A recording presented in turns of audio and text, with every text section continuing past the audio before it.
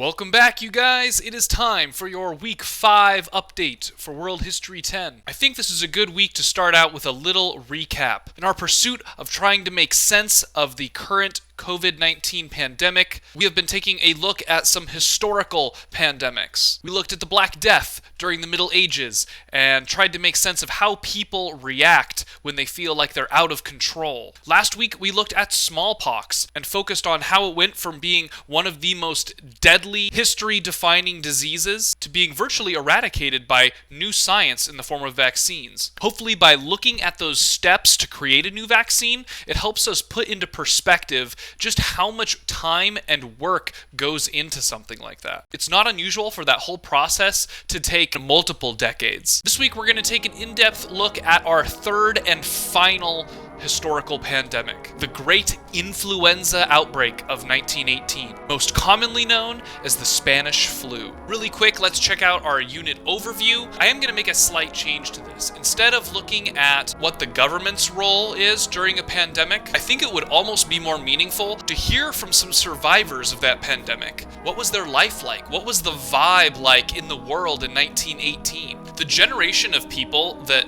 lived through the Spanish flu arguably lived during one of the hardest times to be alive in history. The Spanish flu struck right towards the end of World War I, so it was not exactly a great time to be alive, just as it was. Just imagine being a soldier during World War I, fighting in the trenches, running across open fields, being fired on by these new technologies like the machine gun and armored tanks, only to return to your bunker after battle to find that your regiment had been struck by the Spanish flu. It's interesting to think that 3 times as many people died during this time from the Spanish flu than they did in a world war. And the truth is, Spanish influenza is just the flu. It was just a particularly deadly strain. In fact, I'm sure most, if not all of us, have had the flu at some point. Spanish flu struck when people did understand what a virus was and how it spreads. It's therefore probably the most comparable thing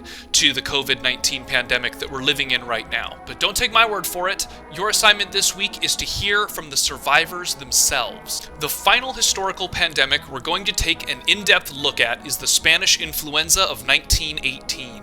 This virus swept around the world about 100 years ago during the First World War and killed more people than the war itself. Your assignment this week is to read a short secondary source about the Spanish flu and then hear some first-hand accounts from people who survived it. Links to 3 survivor interviews are attached below. Watch the interviews and complete the chart on your Google Doc assignment. Follow these steps to complete this assignment. Number 1, watch Mr. Thompson's Week 5 update. Number 2, read the source titled The Spanish Flu of 1918. This is a pretty short source, but I think it's good, and I think it has some good pictures too. Number 3, open the Google Doc titled Comparing Experiences from 1918. This is your assignment, and this is what you'll be turning in at the end of the week. For each survivor that you hear from, I would like you to record their name, which is given at the start of each video, 3 details from their experience, and finally, talk about what similarities have you seen lately between their experiences and what is reported in the news today. Number 4, watch the 3 short interviews with Spanish flu survivors linked below. So these are interviews with 3 women in their 90s who lived in Alabama during the time of the Spanish flu. Why no men, you ask? Well, it's because women tend to live longer than men. Hard truths, boys. Stay healthy. Number 5, complete the Google Doc and submit your work by clicking the Turn In button at the top. Hopefully by this point, you've been in online school for about a month now. You should be getting a hang of setting aside time dedicated to completing your assignments. With that in mind, you will have to set aside probably about an hour for this assignment this week. A half an hour to read your source, and a half an hour to listen to the interviews and respond on your Google Doc. There you have it, guys. Keep up the great work. Until next time, Thompson out.